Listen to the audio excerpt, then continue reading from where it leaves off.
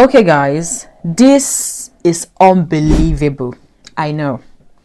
Anita is a registered nurse in the United Kingdom, and earlier this February, she was struck off the NMC's register for having an affair with a client, and she went as far as collecting thousands in pounds from an unsuspecting victim, a client, of course.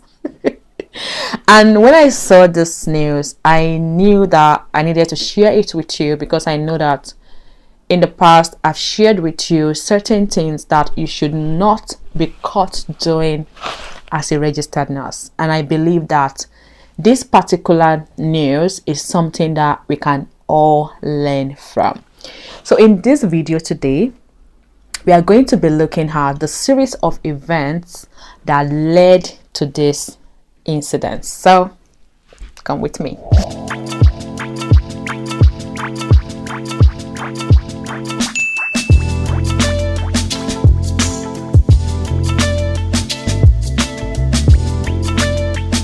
Hey lovelies, you're welcome back to the channel. If you're a first-time viewer, my name is Nurse MJ and I'm a nursing, family and lifestyle content creator. Okay, everything about me and what this channel is about is on my bio, so kindly check it out.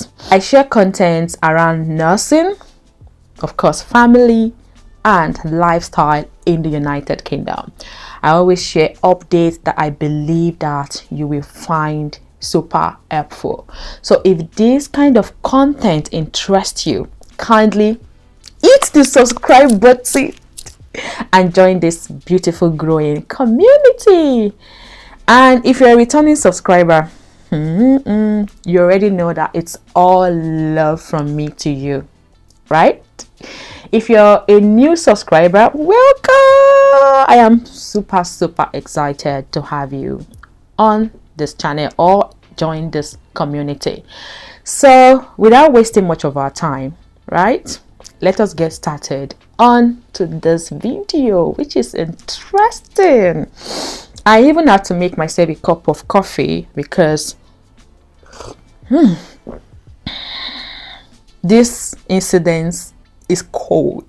The world we are right now, even the weather in UK is super cold. So anyway, let's get to it. Anita George is an NHS cancer nurse, and she was struck off the nursing register after attempting to fraudulently claim £100,000 inheritance by posing as the daughter of a wealthy patient, Ian Passiva.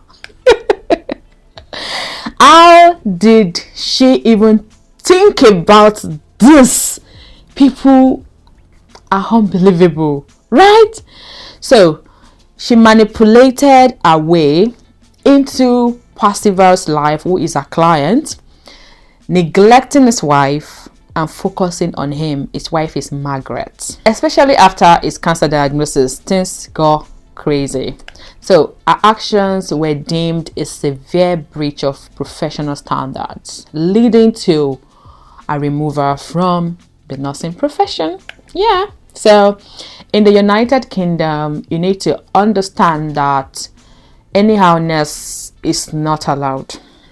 I always tell people that in the United Kingdom, anyhowness is not allowed. Patients know their rights, patients' relatives know their rights, you know, and even though some nurses try to take advantage of vulnerable clients, they most of the time they do not get away with it. Number one, you shouldn't be having any romantic relationship with your client. Yes, it's the rule. And I know that this has happened to a Nigerian doctor, I think, also in the past, that it was caught up in this web. It shouldn't be. And even if you have if you had a relationship before they were your patient, you need to declare it, because now there could be conflict of interest, right? So you need to declare it so that they can change who is in charge of their care, because you could actually end up getting yourself in trouble.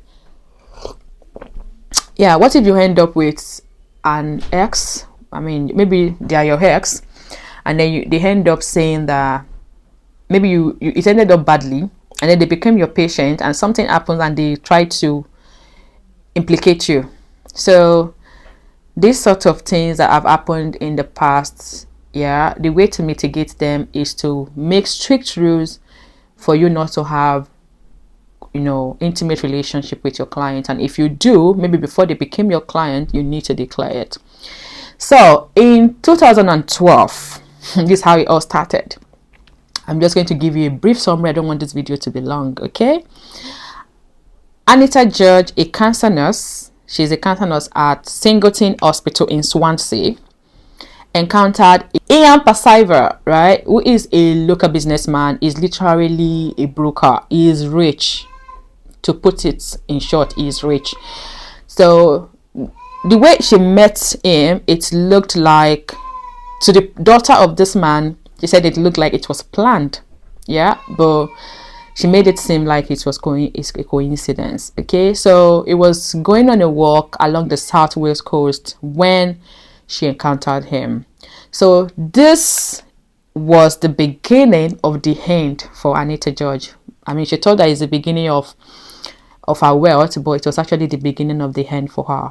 So shortly after their initial meeting, Anita George moved into one of Paciver's properties to assist in caring for his wife. That was her disguise, who is Margaret, who also had mobility issues. Okay, so this private arrangement between them made outside of her NHS duties. Like, it wasn't part of her duties. It wasn't part of an agreement. It wasn't an official duty. Okay, it quickly evolved as George became deeply involved in the couple's personal affairs. So she became really deeply involved with Margaret, became involved with the man, Ian Paciver, and before you knew it, her role expanded further when Paciver was diagnosed with cancer. Remember that she's a cancer nurse. George then assumed the primary responsibility for his care. So during this period, she accepted significant gifts from him. He bought her a car, gave her almost £15,000 cash payments. And somehow she found a way into making, that was when, I think when Margaret passed on, she found a way to actually get to be listed as his next of kin, so that she can get an inheritance of £100,000. I cannot believe it.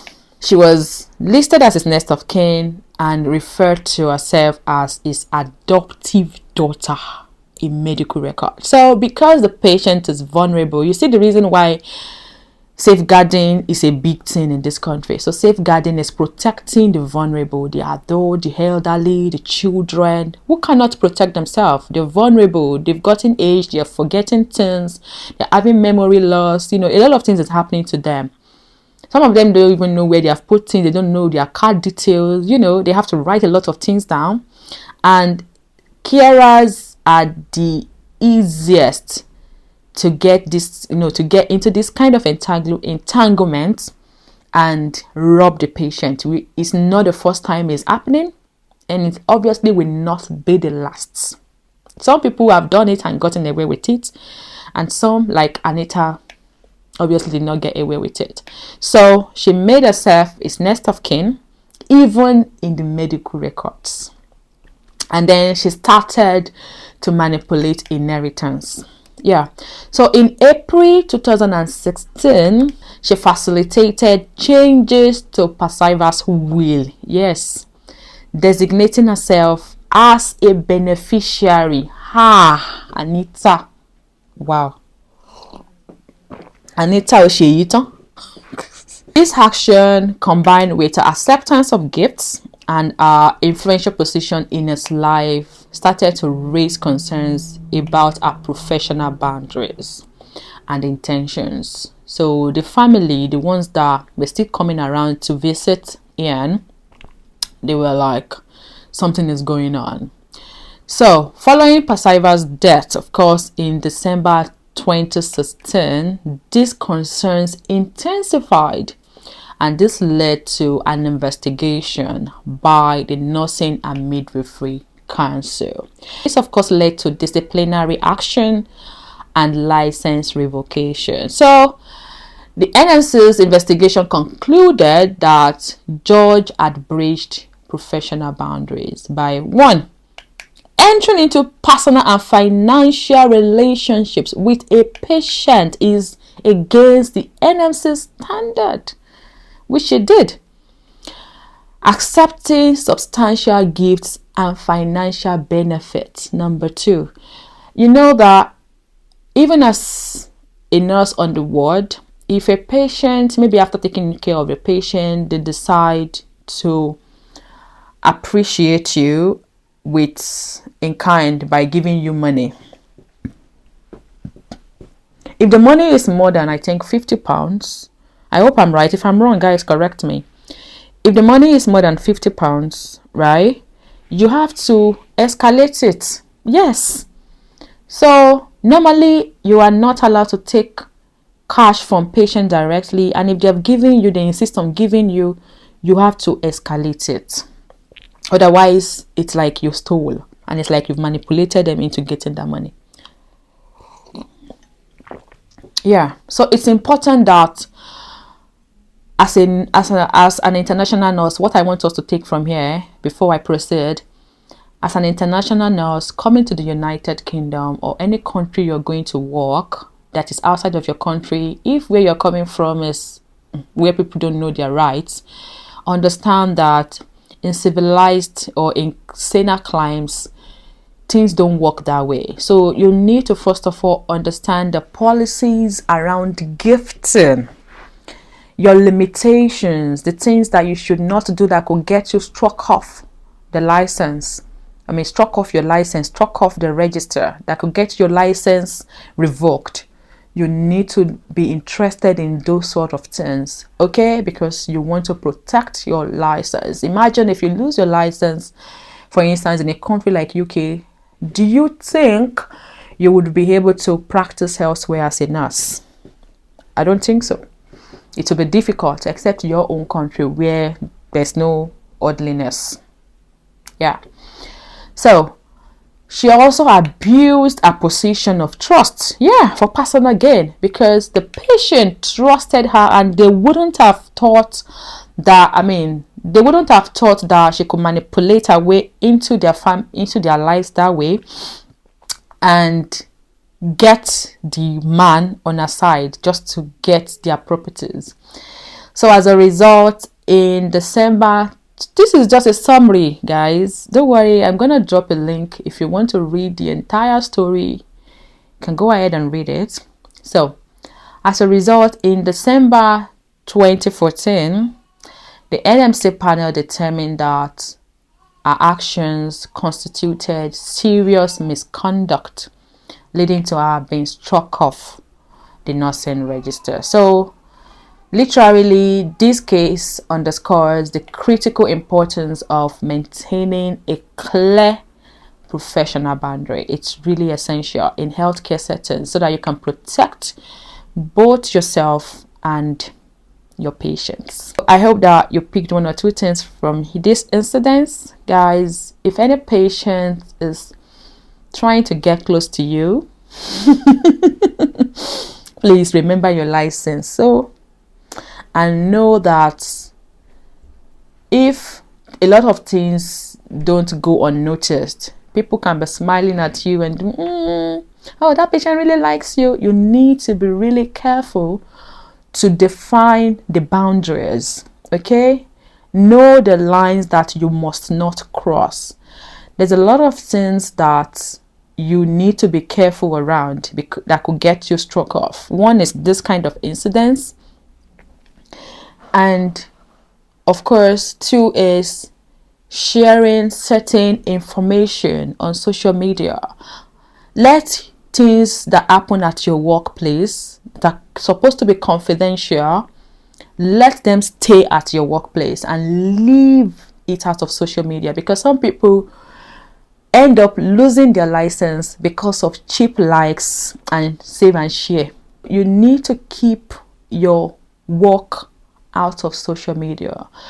If you're a content creator, you need to understand the social media policy for your hospital, because individual trust sort of might have some modifications to their social media policies. So it's important, extreme importance, in fact, that you know your hospital's social media policy so that you ensure that you're acting within it, if you get what I mean. As a content creator myself, the first thing I do is whenever I join a trust, I read and digest their social media policy. Some trusts do not want you to show yourself at all in uniform, except it's a group picture that is being taken by the trust. Yes, and you need to respect that if you want to work with them. Some do not mind if it's on your break time, do whatever you like. So the dynamics are there, so you need to understand each trust you work. Even if they allowed it in your previous trust, you need to understand if it is allowed in your current trust, and that's by reading the policies. You need to understand policies around gifting, okay? Gifting, because it could be misinterpreted as having, as going beyond your professional boundaries and having relationship with your patient. It could be termed as favoritism. Yeah, that is what they are trying to avoid. If a patient is gifting you, you tend to be biased when it comes to their care. It's only natural. So they are trying to avoid that because we don't want partiality in care. Another thing you need to be careful of is the kind of engagement, the kind of topics that you engage in on social media. There's some topics that are off limit. Any topic that involves talking on patient, discrimination, bullying and harassment, you need to stay off them. Yeah, you need to stay off them. You don't, as a professional, as a healthcare professional to be precise, because you have a license to protect, there are certain things that you need to stay off. Okay?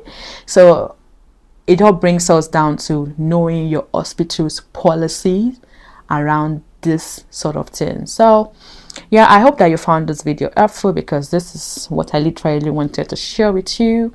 If you did find it helpful, let me know what you think. What do you think about the decision by NMC? Do you think it was drastic, or do you think it was not enough? Let's know in the comment section. Or have you ever experienced this kind of event in your country? Maybe you're not in the UK. Yeah, how these things turn out? Let's know in the comment section. I just want to see that engagement. Subscribe to this channel, kindly subscribe, and make sure that you turn the notification bell on for more. I'll see you guys in my next video. Love you. Cheers. Bye.